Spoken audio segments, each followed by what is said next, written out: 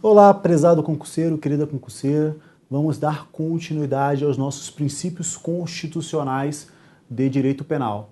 Falávamos aí do princípio da taxatividade, o princípio da legalidade, que tem como decorrência o princípio da taxatividade. A lei tem que trazer taxativamente a conduta criminosa.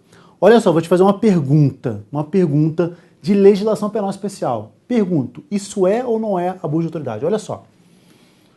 Certo ou errado? Constitui abuso de autoridade qualquer atentado à liberdade de locomoção. Vou repetir. Certo ou errado? Constitui abuso de autoridade qualquer atentado à liberdade de locomoção. Ponto. Certo ou errado? Você colocaria certo ou colocaria errado isso na sua prova? Tá certo. Por que tá certo? Porque o artigo 3º, combinado com a linha A da Lei 4898 de 1965, que é a Lei de Abuso de Autoridade, ela está escrita desta forma. Muitas doutrinas, muitos doutrinadores entendem que este artigo 3º fere o princípio da taxatividade. O que é qualquer atentado à liberdade de locomoção? Não trouxe aí no artigo, por exemplo, tem que falar, é um atentado ilegal, um atentado ilícito, um atentado indevido, não trouxe nada. Qualquer atentado à liberdade de locomoção. O Supremo entende, a STJ entende que o artigo 3º não é inconstitucional. Tá? O artigo 3º é válido. Mas seria um exemplo para você entender de algo que feriria o princípio da taxatividade. Ok? Vou dar um outro exemplo, um exemplo antigo. Exemplo de tortura. Artigo 233 do ECA falava o seguinte: é crime torturar criança e adolescente. É crime torturar criança e adolescente. O que é tortura? E aí o Supremo diz o seguinte: olha, esse crime aí, ele é válido, porque ele traz ali a conduta, mas ele necessita de uma complementação. E essa complementação está no âmbito internacional. Então, torturar está nas convenções internacionais que o Brasil faz parte. Então, a norma penal em branco com complementação internacional. É possível. É possível que a norma internacional sirva de complementação. Mas não é possível que a norma internacional crie o crime. Aí não. Para que eu tenha o crime, eu tenho que ter uma lei prévia, lei do âmbito jurídico interno. Ok? Não é possível que a norma internacional. Aconteceu, por exemplo, no caso do terrorismo. Tá? O terrorismo não tinha lei específica. Eu tinha a lei de segurança nacional que falava dos atos de terrorismo, mas não trazia conduta específica de terrorismo. Em 2016 foi editada, 13.000 alguma coisa, foi editada a lei do terrorismo. Então existe hoje uma lei do terrorismo que traz a conduta de terrorismo. Ok? Então, posso dizer que a partir desta lei eu tenho o crime de terrorismo. Ok? Tranquilo? Vamos em frente, vamos lá, material. Continuando então, o princípio da taxatividade, deu exemplo aí da lei de abuso de autoridade, artigo 3º da lei de abuso, que pela doutrina feriria o princípio da taxatividade, mas jurisprudencialmente o crime é válido, ok? E lei complementar? Lei complementar pode criar crime? Só para você ter uma ideia, o Código Penal, que é o nosso Código Penal brasileiro, tem a parte geral e a parte especial. A parte geral foi toda alterada pela Lei 7.209 de 84, uma lei, né?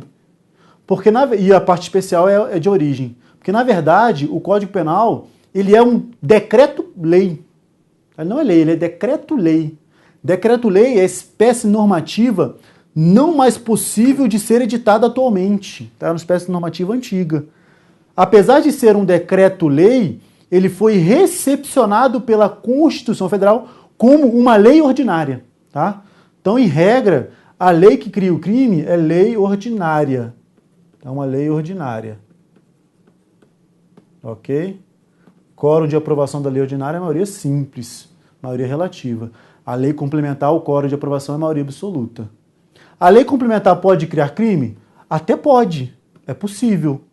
Sem problema. No entanto, materialmente será uma lei ordinária. Tá? Materialmente será uma lei ordinária. Mesmo que tenha aí uma forma de lei complementar. Materialmente eu tenho aí uma lei ordinária. Tanto que, mesmo que seja uma lei complementar, caso eu queira revogar esta lei, basta uma lei ordinária. Tá? Basta, não é necessário que seja uma outra lei complementar. Porque, mesmo que formalmente seja uma lei complementar, materialmente será uma lei ordinária. Tranquilo? Então, direito penal, basta que seja uma lei ordinária. Professor, onde está dito que tem que ser lei ordinária, não tem que ser lei complementar? Como é que eu sei disso? Simples. A Constituição Federal, quando quer, ela diz que dependerá de lei complementar. A exceção é a lei complementar. Quando ela não fala nada, e aí a regra é a lei ordinária. Não há crime, olha aí, artigo 5º, 39, não há crime sem lei. Não fala não há crime sem lei complementar que o defina. Fala não há crime sem lei. Então, segue a regra geral, lei ordinária, tá? Quórum de aprovação, maioria simples. Em outros casos, a Constituição fala especificamente, depende de lei complementar, tá? Depende de lei complementar. Então, é possível, mas materialmente será uma lei ordinária. Continuando, já vimos a questão da medida provisória, tá? Já vimos a questão da medida provisória. Então, a medida provisória, prevista lá no artigo 62 da Constituição Federal, em caso de relevância e urgência, o presidente da República poderá adotar medidas provisórias. A medida provisória é um pouquinho parecida com o antigo decreto-lei, né? Que era editado pelo presidente. Com força de lei, não é lei, mas tem força de lei. Ela vai ser encaminhada para o Congresso, aqui ó, devendo submeter de imediato ao Congresso. E o Congresso a converte em lei. É proibida, é vedada a edição de medidas provisórias sobre matéria relativa a direito penal. Tá aí, ó, direito penal, processual penal e processual civil. Civil pode, né? O que não pode é o processual civil. Direito penal, processual penal e processual civil. Outro exemplo é matéria reservada à lei complementar. O que é de lei complementar não pode ser editado mediante medida provisória. Então, é vedado medida provisória em direito penal. Então, muito cuidado na sua prova com o seguinte, a questão fácil e a questão difícil, né? Sempre tem a questão fácil, a questão média, a questão difícil. Toda prova tem isso. Questão fácil, questão médio e questão difícil. Então, se cair na sua prova, tá? Se cair na sua prova, é vedado medida provisória em direito penal. Ponto. É vedado medida... Certo ou errado? Você vai falar assim, o que não pode é em direito penal incriminador, em direito penal não incriminador, poderia, né? Se você olhar o texto da Constituição, ele é bem claro, é vedada a edição de medida provisória relativa ao direito penal. Então, seguindo o texto constitucional, a questão fácil é marcar correto que é vedado medida provisória em direito penal. Ok? Essa é a questão fácil. Então, numa questão fácil, você marque, é vedado medida provisória em direito penal. Numa questão mais aprofundada, é aí que ela vai trabalhar a questão do direito penal incriminador e o direito penal não incriminador. Tá? É somente numa questão mais rebuscada, é somente uma questão mais difícil. Numa questão fácil, você marque correto, é vedado medida provisória em direito penal. Por isso que eu digo que às vezes o aluno ele mesmo se enrola. Porque ele vai pensar assim, é vedado medida provisória de direito penal. Certo ou errado? O professor disse que pode em alguns casos, então tá errado. Não, filho, a questão é fácil, ela está cobrando texto constitucional, marque correto. Ok? Numa questão fácil, marque o simples. E aí você sabe um pouco mais. Esse um pouco mais é para uma questão mais rebuscada, uma questão mais difícil. E aí você vai ter que diferenciar o direito penal incriminador e o direito penal não incriminador. É possível medida provisória no direito penal não incriminador. Ok? É possível de medida provisória no direito penal. Por 2 vezes, o Supremo entendeu pela possibilidade. Beleza? Isso aqui é macete de prova, tá? É macetinho para você não errar questão boba em prova. Tranquilo? Vamos em frente, vamos lá. Continuando, já vimos, só para anotar, para deixar registrado, é possível medida provisória,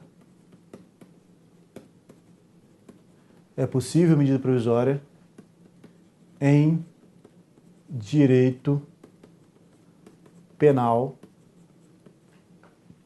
não incriminador.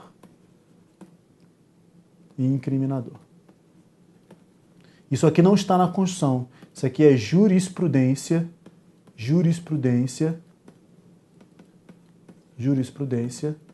do Supremo Tribunal Federal. Que é jurisprudência do Supremo Tribunal Federal. Isso não está na Constituição. A Constituição fala é vedado. Okay? Mas jurisprudência do Supremo é possível medida provisória em direito penal não incriminador. Ok? Tranquilo? Em frente.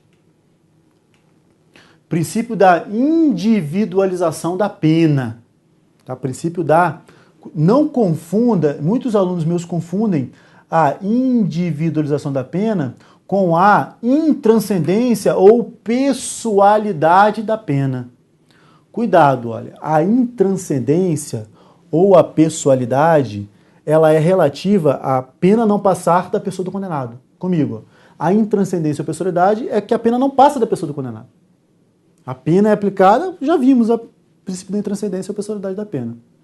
A individualização é outra coisa, é na hora da aplicação da pena. Na hora de aplicação da pena, eu vou individualizar. Tanto que, se você olhar o Código Penal e a legislação penal especial, a pena não é única, a pena não é estática. A pena, ela vem patamares. Artigo 121 do Código Penal, qual que é a pena do crime de homicídio simples? 6 a 20 anos. Homicídio qualificado, 12 a 30 anos. Tráfico de drogas, 5 a 15 anos.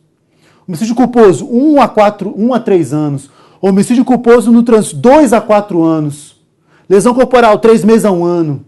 Então, esse patamar mínimo e esse patamar máximo serve para quê? Serve para que eu possa pegar o caso concreto e, na hora de aplicar a pena, individualizá-la. Professor, quer dizer, então, que se duas pessoas praticam o mesmo crime, de forma conjunta, elas podem não receber a mesma pena? Isso mesmo. Isso mesmo. Não é obrigatório. Em regra, não receberão. É possível que recebam a mesma pena, mas, em regra, não receberão a mesma pena. Por quê? Porque na hora da aplicação, artigo 29 do Código Penal, artigo 29, que trata do concurso de pessoas, teoria monista, da teoria monista. Na hora de aplicar a pena, cada um receberá a pena na medida de sua culpabilidade. É na medida da culpabilidade de cada um. Ah, aquele lá executou o crime, aquele tinha relevante valor moral, aquele tinha relevante valor social, então para ele ter homicídio privilegiado, por outro não, por outro ele recebeu dinheiro, então homicídio qualificado, então a pena é outra. Então essa é a individualização da pena, diferente do princípio da pessoalidade da pena, que é nenhuma pena passada da pessoa condenada. Ok? Tranquilo? Isso é individualização. E a individualização da pena, ela vai além da aplicação. Eu costumo dizer que ela vai também na execução da pena. Porque na hora de executar, eu tenho a questão da progressão, o bom comportamento, um tem bom comportamento, o outro não tem. Então, na execução da pena, a pena também será individualizada. A execução da pena tem como finalidade, além da prevenção, que é retirar o condenado da sociedade para prevenir que outros crimes não ocorram no seio da sociedade, ela também tem como finalidade a ressocialização do condenado. Por incrível que pareça. Tá? Por incrível que pareça, também é uma finalidade da pena a ressocialização.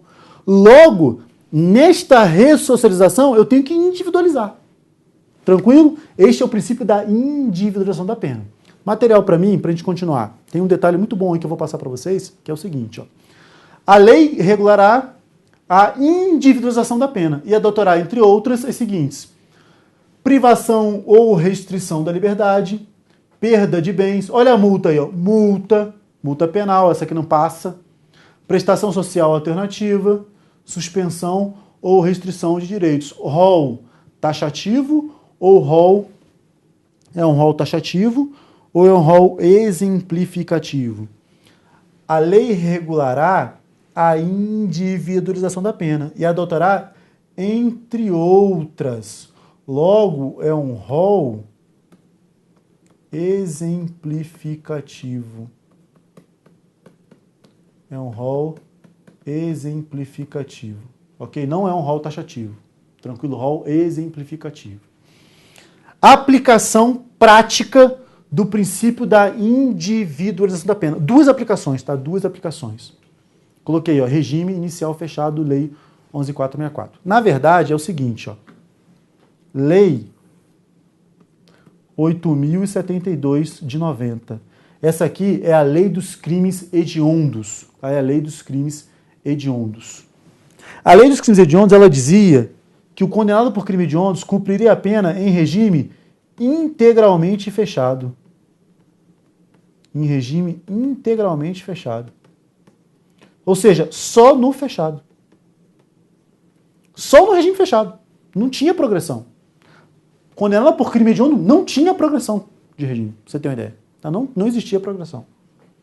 Em 2006, o Supremo Tribunal Federal declarou inconstitucional o regime integralmente fechado. Em qual princípio? Princípio da individualização da pena.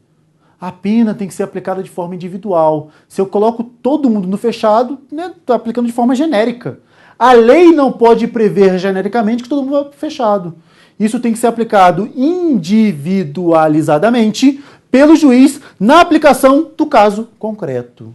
Aí o Supremo tornou inconstitucional a pena integralmente fechada. Súmula vinculante 26, está aí, ó. Para efeito de progressão de regime, no cumprimento de pena por crime hediondo ou equiparado, o juízo da execução observará a inconstitucionalidade do artigo 2º da Lei 8.072, de 90, sem prejuízo de avaliar se o condenado preenche ou não os requisitos objetivos e subjetivos do benefício. Qual benefício? Progressão. Aqui era a progressão que era vedada. Aí o Supremo falou, essa progressão aí é possível. Requisitos objetivos e subjetivos. Requisito subjetivo, bom comportamento. Requisito objetivo, ele pode progredir. Em qual quanto? Com o requisito objetivo. Geral. Qual é o requisito objetivo geral? 1/6.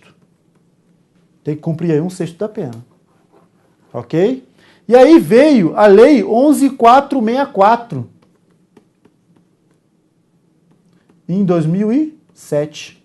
Está aqui a lei, aqui, ó, 11.464. E diz o seguinte, olha, já que o Supremo considerou o regime integralmente fechado, no princípio da individualização da pena, vamos colocar agora o regime não, né, totalmente fechado, mas agora é regime inicial fechado. Regime inicial fechado. Agora o regime é inicial fechado e tem direito à progressão. Só que a progressão não vai ser 1/6 lá igual a todo mundo. Vamos colocar uma progressão diferenciada. 2/5 se primário, 2/5 se primário e 3/5 se reincidente. Progressão de regimes da lei dos crimes hediondos. Ok? Acabou por aí? Ainda não, olha só. Olha o que aconteceu. Regime inicial fechado. Foi em 2013, mas foi publicado em 2014. Em 2014, sobre a relatoria do ministro Dias Toffoli, Supremo Tribunal Federal, num habeas corpus, considerou inconstitucional o regime inicial fechado. Então, o regime inicial fechado também é inconstitucional. Por ferir qual princípio? Princípio da individualização da pena. Não pode a lei prever genericamente que a pessoa tem que iniciar no fechado. É o juiz, ao analisar o caso concreto, é o juiz, ao individualizar, que tem que entender se a pessoa inicia em regime fechado ou não.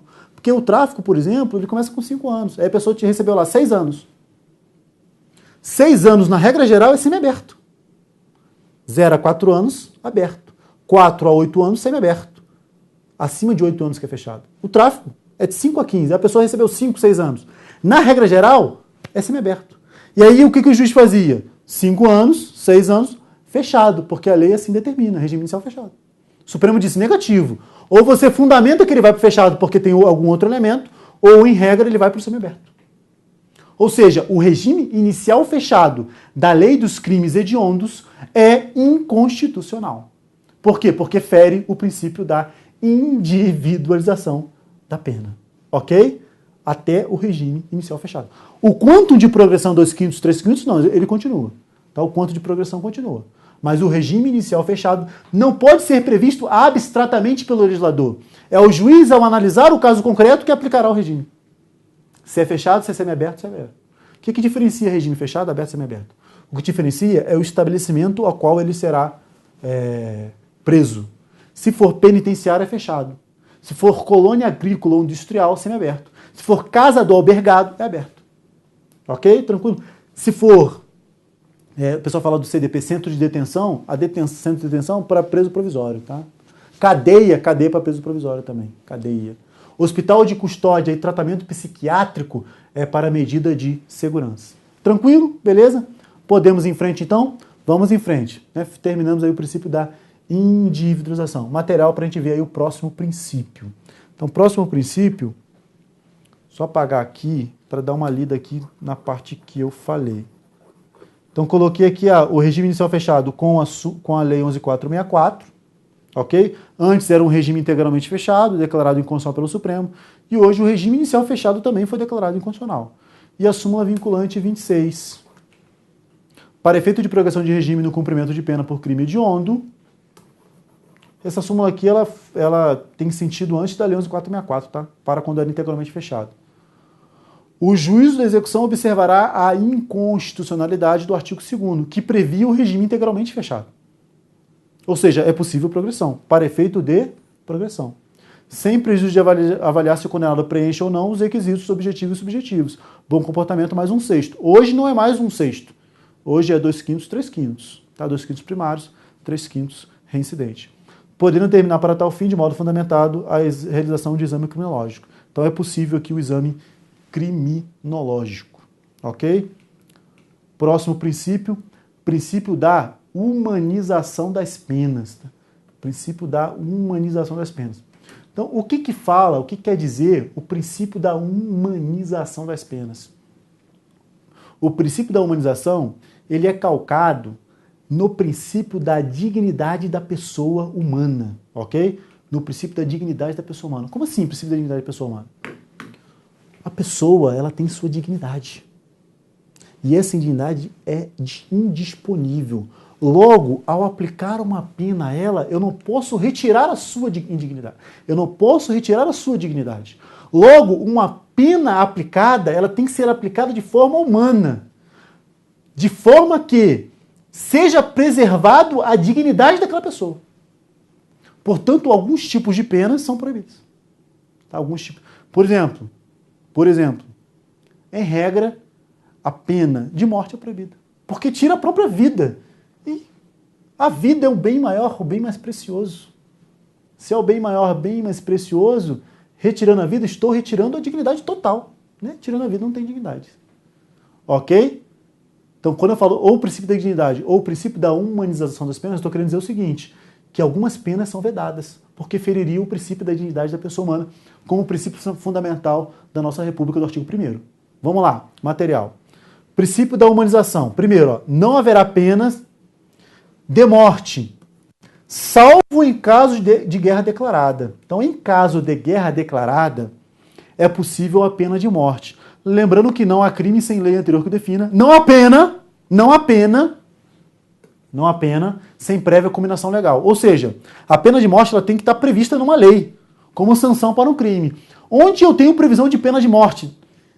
Descrita, né? Tá lá, ó, pena, morte. No Código Penal Militar. Se você olhar o Código Penal Militar, nos crimes previstos para os tempos de guerra, existem os crimes militares em tempo de paz e os crimes militares em tempo de guerra. Nos crimes militares em tempo de guerra, se você olhar lá, por exemplo, tem lá o crime de traição. Traição, traiu lá no tempo de guerra. Tá lá, pena. Morte. Ou morte para os cabeças. Cabeça seria o que está ali na frente, digamos assim. Morte, tá lá, morte. Então tem previsão de pena de morte. Onde? Código Penal Militar. Para os casos de guerra. Tá? Para os casos de guerra. Tranquilo? Então no Brasil é vedada a pena de morte. Um detalhe importante aqui é o seguinte, que muita gente fala, então posso aqui trazer. Olha só.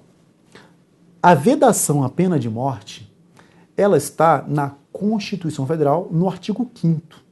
Tá? Artigo 5º, inciso aí 47. Proibindo a pena de morte. Se está no artigo 5º, é um direito e garantia individual, porque o artigo 5º traz os direitos e garantias individuais. Tá? É o artigo 5º. Estou falando aqui de forma jurídica, não de forma social, tá? Não é uma opinião social, mas uma opinião jurídica. Se vai ser bom, não estou entrando no mérito se vai ser bom ou ruim. Estou falando de uma opinião jurídica.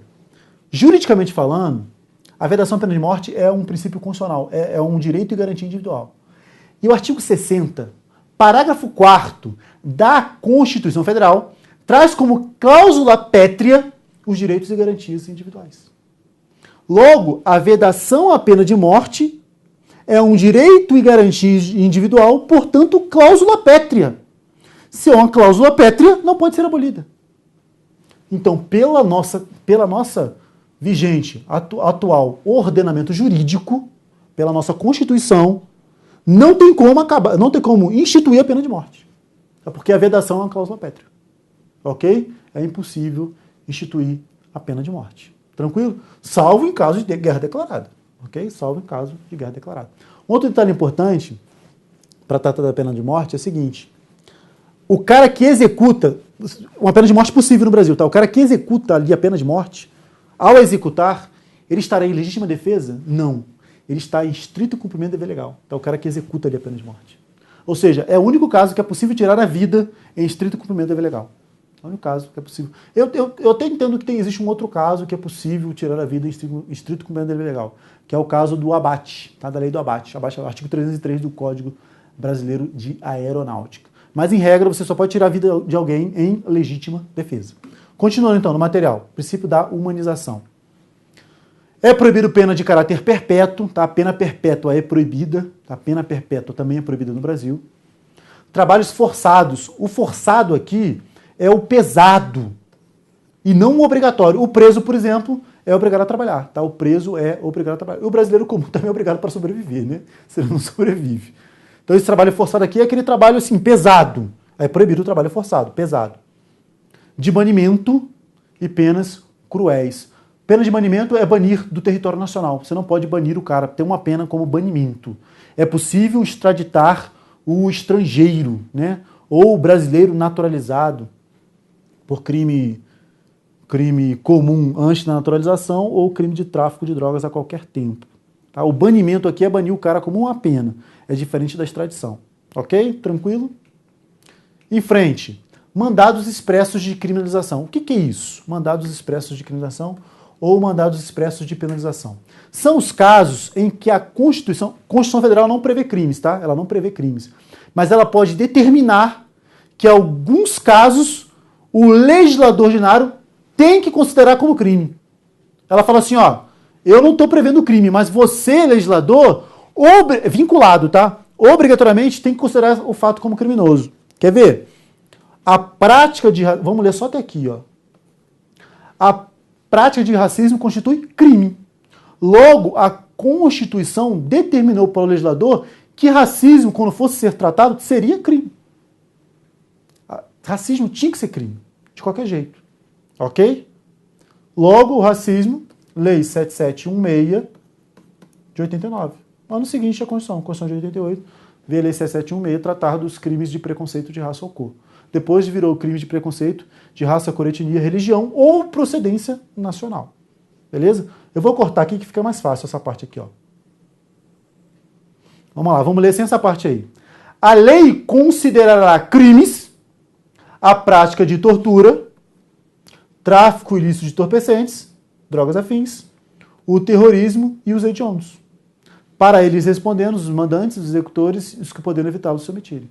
Então, a Constituição falou assim, olha, tortura, tráfico e terrorismo e hediondos serão crimes.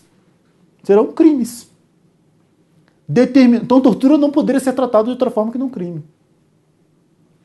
Tem a lei de tortura? Tem, só em 97, né? 9455. Tem lei de tráfico? Tem, 11.340. Tem a lei de terrorismo? A partir de 2016 tem a nova lei do terrorismo. Nova lei não, única, né? A única lei do terrorismo. Então, apesar de a Constituição dizer que terrorismo tem que ser crime, lá em 88, somente em 2016 que terrorismo virou crime. Porque pelo princípio da legalidade não tinha crime. Constitui crime a ação de grupos armados, civis ou militares. Constitui crime. Ok? Constitui crime. Proteção do salário... A lei prevê a proteção do salário no artigo 7, inciso 10, constituído crime a sua retenção dolosa. Então, a retenção dolosa do salário é crime. Artigo 225, parágrafo 3º. As condutas e atividades lesivas ao meio ambiente sujeitarão os infratores a sanções penais. Se vai ser sanção penal, é porque é crime. Tá? Se vai ser sanção penal, é porque é crime. Só para fechar aqui, é constitucional, mas a gente trabalha conjuntamente. É o seguinte, ó, eu tenho o racismo e a ação de grupos armados. E ação de grupos. Isso aqui é o golpe, tá? O golpe militar. Ação de grupos armados contra o Estado, né? É derrubar o governo através de golpe militar armado. Ação de grupos armados. Os hediondos. E os equiparados. Tráfico, tortura e terrorismo. TTT. HTTT. Tem um HT? Aqui é HTTT. Todos eles não cabem fiança, são inafiançáveis. Para todos eles são inafiançáveis. Não cabe fiança. Todos são inafiançáveis. Cuidado que somente racismo e ação de grupos armados são imprescritíveis, não cabe prescrição. Imprescritíveis. Crimes hediondos e equiparados são prescritíveis, tá? São prescritíveis. O exemplo da tortura é prescritível no Brasil. Em âmbito internacional, a tortura é imprescritível, mas no Brasil ela é prescritível. Hediondos e equiparados são insuscetíveis, não cabe. Insuscetíveis quer dizer que não cabe. Insuscetíveis de graça ou anistia. Constituição fala graça ou anistia. A lei dos crimes hediondos também fala também não cabe indulto. Também não cabe indulto. E o Supremo chancelou o não cabimento do indulto. Tá? Insuscetíveis de graça, anistia ou indulto. Racismo e ação de... O famoso ração, né? Ração são os imprescritíveis e inafiançáveis. Hediondos equiparados são inafiançáveis, insuscetíveis de graça, anistia e pelo Supremo aí também indulto, com previsão na lei dos crimes hediondos. Ok? Tranquilo? Então com isso, eu termino essa parte dos mandados expressos de constituição e te espero no próximo bloco. Tchau.